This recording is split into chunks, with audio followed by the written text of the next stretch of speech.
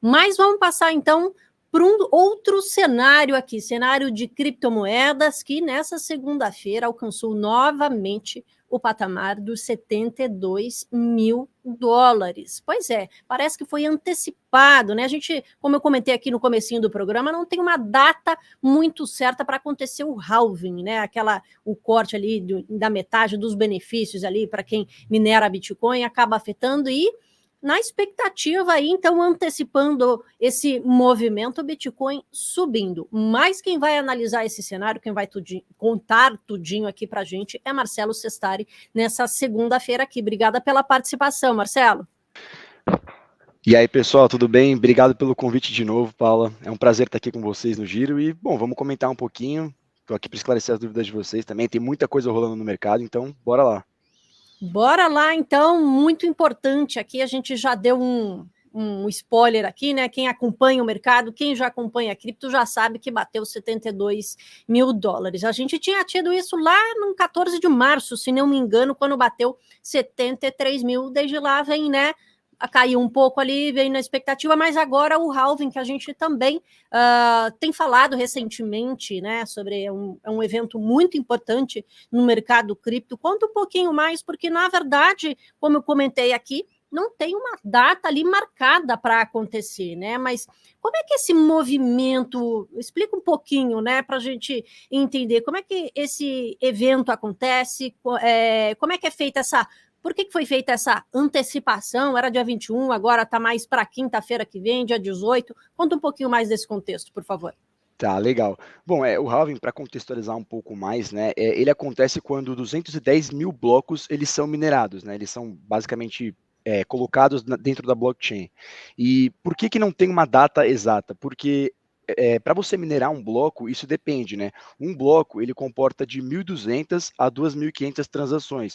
Isso vai variar de bloco para bloco. Então, tem bloco, que, né, e isso demora, em média, 10 minutos, mas tem bloco que, quando ele é minerado, ele demora um pouco mais de 10 minutos, outros blocos demoram um pouco menos de 10 minutos, então não tem uma regra exata, entendeu? E aí, como é que funciona, né? Normalmente, o halving, né, esses 210 mil blocos que são minerados, eles acontecem normalmente de 4 em 4 anos, mas isso não é uma regra, né? É exatamente de 4 em 4 anos, que eu estou querendo dizer, tá? E é justamente por isso que não dá para você estimar o dia exato que vai acontecer. Eu olho alguns sites aqui, né, basicamente, como funcionam. Esses sites, eles entram nas transações on-chain do Bitcoin e ficam olhando as transações sendo registradas e validadas dentro dos blocos e fazem basicamente uma estimativa de quantos blocos foram minerados e quantos blocos faltam ser minerados para acontecer o halving. E cada site dá uma estimativa diferente, entendeu? Mas assim, um site, né, que é um consolidador, que é um dos mais conhecidos, que é o NiceHash, ele recentemente fez uma estimativa de que o halving vai acontecer no dia 18. Então estava programado para acontecer no dia 21, mas agora alguns sites, né, alguns consolidadores e visualizadores, eles estão mudando essa expectativa para acontecer, né, no dia 18, que já é na semana que vem. Então, assim, né, a gente já sabe que o halving ia acontecer no meio de abril, mas o mercado tem cada vez ficado mais animado com isso, né? Então tá rolando uma expectativa. E a gente sabe que no momento próximo do halving, o mercado começa a ficar um pouco mais agitado. Inclusive, isso acabou levando uma liquidação de mais de 121 milhões de dólares de posições vendidas em Bitcoin, né, nessas últimas 24 horas. Então a gente sabe que, o mercado de cripto tem muita alavancagem. Quando rola uma expectativa de que vai acontecer algum evento, né, principalmente o halving, e tem alavancagem rolando, quando as posições são liquidadas, a gente vê mais volatilidade, e isso tá impactando o preço também, entendeu? E assim, só um parênteses, né? Eu acho que dessa vez o halving ele está num cenário, num contexto um pouco diferente. Porque quando a gente olha, né, nos contextos anteriores, nos três últimos ciclos de halving que a gente teve, né, esse é o quarto, a gente não tinha a aprovação de um ETF de Bitcoin à vista lá nos Estados Unidos, a gente não tinha um interesse dos institucionais igual a gente tem hoje, entendeu? Então, assim, outra coisa, o all-time high de cada ciclo, ele sempre aconteceu depois do halving, e dessa vez ele já aconteceu antes. Então, a gente tem Quando visto... você fala é a alta a alta do Bitcoin, é isso? Esse movimento de alta? Isso. A máxima Tá. histórica do Bitcoin, ela sempre, né, atinge após o halving. E a gente viu acontecer esse ano, né, em 73.700, que foi o dia que você falou, Perfeito. 14 de março, e o halving não aconteceu ainda. Por que, né, isso aconteceu? Muitos analistas, eu acredito também nisso, de que foi essa questão da entrada dos ETFs, né, dos institucionais, que trouxe muito volume para o mercado. Então, a gente tem visto uma captação diária de aproximadamente 1 bilhão por dia. Então, Quando a gente compara com os ETFs da indústria tradicional, né, é o ETF com o maior sucesso da história, pelo menos até o momento, né, não dá para afirmar, que a gente não sabe o que vai acontecer para frente. Eu estou particularmente otimista, né? Enfim, a gente vê um cenário totalmente diferente, entendeu? Então eu acredito que, assim, claro, o halving ele está chegando, isso anima bastante o mercado, porque é um catalisador do mercado, né? Um catalisador não, é um ponto um ponto de mudança do mercado, entendeu? E cada vez mais, né, isso tem dificultado a questão da recompensa dos mineradores, né? Então, só para contextualizar, quando o Bitcoin ele foi criado e um bloco ele era minerado, quem ajudou a minerar esse bloco, né, quem ajudou a validar esse bloco e colocar na blockchain, que é o chamado de minerador, ele recebia uma recompensa de 50 bitcoins por bloco. Então, assim, era completamente, né, absurdo, assim, lá no começo, lá em 2008, 2009. Só que de 4 em 4 anos, quando o halving acontece, essa recompensa cai pela metade. E hoje a gente está numa recompensa de 6,25 bitcoins por bloco minerado. Só que, né, daqui 10 dias aproximadamente, a gente vai ter essa recompensa caindo pela metade para 3,125 bitcoins. Então, assim, o mercado está muito animado em relação a isso, particularmente eu também estou, mas eu acho que tem um contexto diferente pelas questões do ETF. Joia, você falou, comentou aí, começou ali com 50 bitcoins, agora está 6,25 aqui, pelo que eu anotei.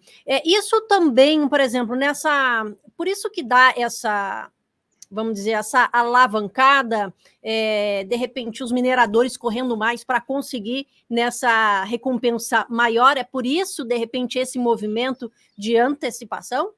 Uhum. Eu acho que um ponto legal da gente explicar é o seguinte: o Bitcoin, quando ele foi criado para ter uma oferta total, né, a disponibilidade total de Bitcoins de aproximadamente 21 milhões de Bitcoins. E hoje a Uhum. gente já tem 19 milhões e meio de Bitcoins despejados no mercado. Então tem um pouquinho mais para ser despejado ainda. E conforme, né, vai acontecendo o halving, fica mais difícil dos Bitcoins serem despejados no mercado, porque a recompensa diminui, então são menos Bitcoins sendo criados. Entendeu? E qual que é o ponto disso, né? Isso torna o ativo cada vez mais escasso e cada vez mais deflacionário. Então, isso é um ponto que, assim, ele acaba sendo muito positivo para o ativo e essa expectativa de que está chegando, de que cada vez mais vai ser deflacionário, de que a oferta está ficando cada vez mais escassa, acaba criando uma expectativa positiva para o mercado, né? Porque, enfim, a gente está com uma demanda muito alta dos institucionais, enquanto a oferta, né, de Bitcoin ela tá diminuindo. Então, uma coisa não está acompanhando a outra. O ativo está ficando cada vez mais escasso. Então, isso acaba gerando essa expectativa, né? Esse movimento de alta, entendeu? Agora, você falou aí, né, dessa expectativa, a gente já viu bater 72 mil, e você falou que teve um movimento, quando atingiu ali 73.700, né, ele Uhum. aconteceu antes, essa subida antes do halving. Isso quer dizer que depois do halving pode, vamos dizer assim, ter um novo pico ali, ou como é que funcionou esse movimento quando você fala que ele bateu ali o pico? Uhum. Assim, se a gente olhar historicamente, a gente vê que pós o halving, né, o Bitcoin ele se comporta de uma maneira um pouco mais estável de 6 a 8 meses e depois ele dá uma alta, né, gigantesca, entendeu? Eu acredito que pode ser que isso aconteça novamente, né, principalmente porque a gente já viu esse movimento de alta ser antecipado antes do halving, né, a gente já viu Uhum. uma nova máxima do Bitcoin. E o que acontece? Uma coisa que a gente gosta de olhar bastante, né, é essa questão da dominância do Bitcoin. Normalmente, após o halving, né, o Bitcoin ele é o ativo com maior dominância de mercado, mas pós-halving essa dominância começa a cair, né, de pouco em pouco, porque, enfim, as altcoins elas começam a ter uma dominância um pouco maior e começa essa questão, né, esse momento que a gente chama de alt-season.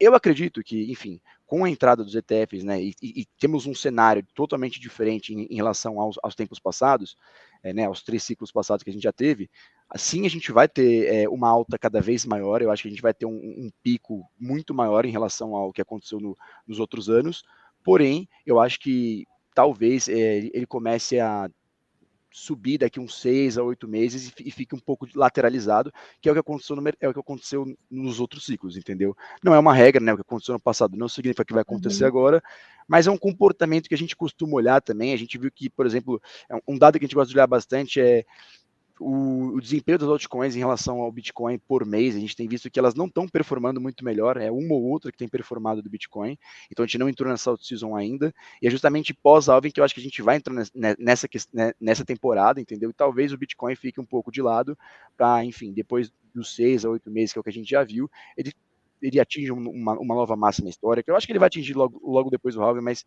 quando eu digo uma nova máxima, uma máxima maior mesmo, assim, né? Porque 73.700 está próximo do que a gente já tinha visto, cara, 69 mil, eu tô querendo dizer de um patamar de preço muito maior, tá?